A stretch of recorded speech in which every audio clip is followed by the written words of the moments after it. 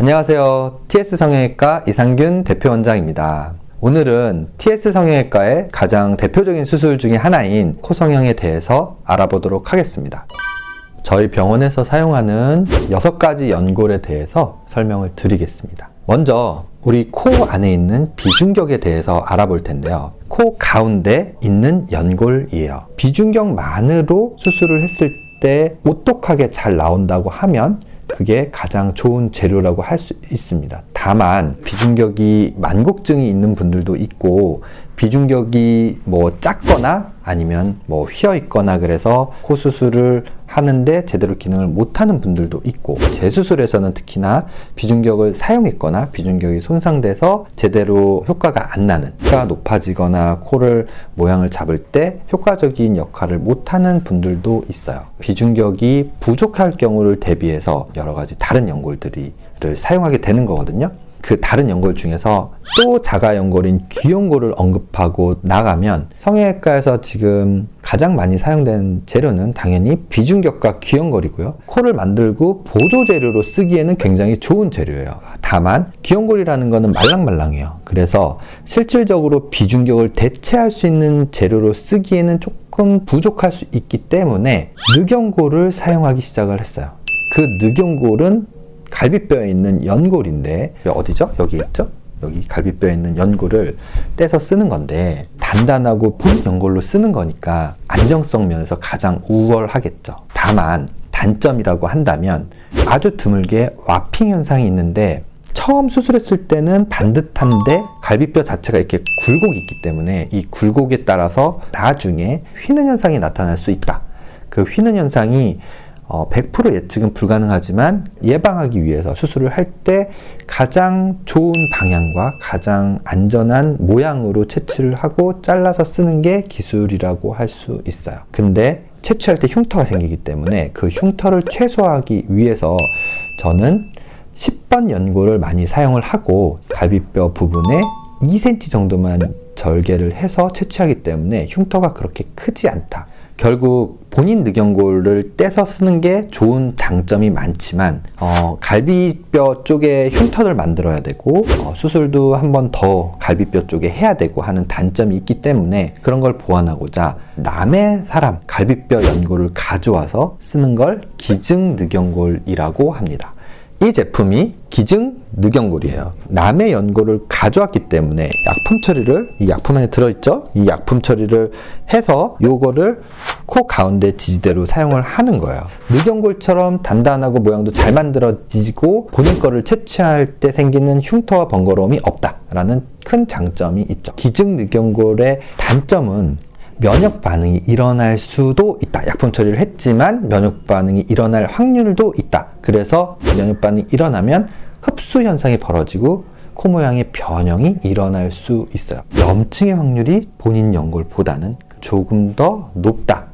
또 사용되는 재료가 인공연골이 있죠. 인공연골이 무엇이냐 하면 이 제품인데, 이거는 인공연골의 전체 제품을 보여드리는 거고, 실질적으로 본인의 코에 맞게 잘라서 사용을 하죠. 이 연골은 개발된 지 몇십 년, 수십 년 된 재료이긴 한데 뼈에 문제점이 있을 때 그걸 보완하기 위해서 만들어진 재료 중에 하나인데, 이 인공연골의 장점은 기증 늑연골이 가졌던 단점인 흡수돼서 모양의 변형의 가능성이 있을 수 있다라는 걸 극복한, 흡수되지 않고 모양이 잘 유지된다라는 장점을 갖고 있는 거고요.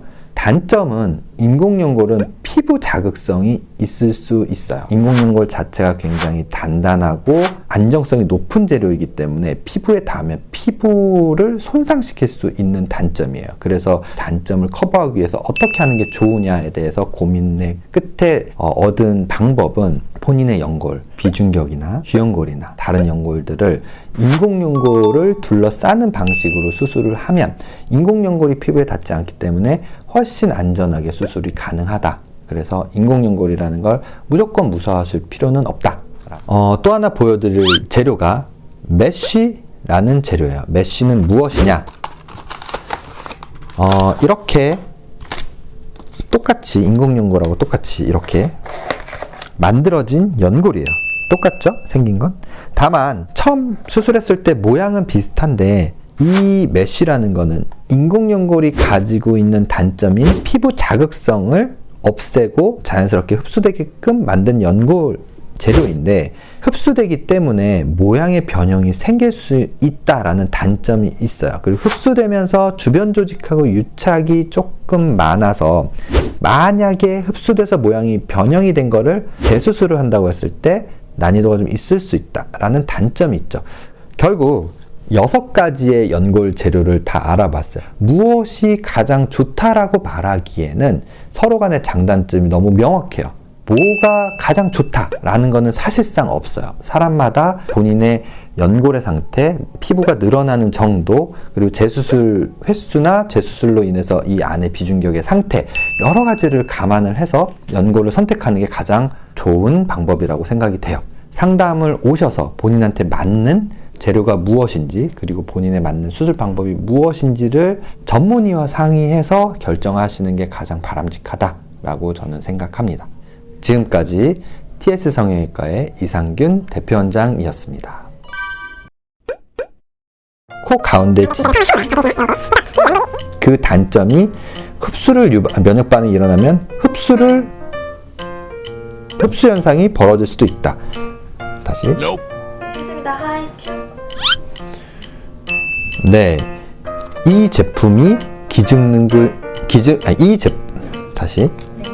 이 제품이 기증 늑연골이에요. 이렇게 사람의 다시 하이네. 처음 다시 할게요. 기증 늑연골 10번 얘기하시거든요. 기증 늑연골.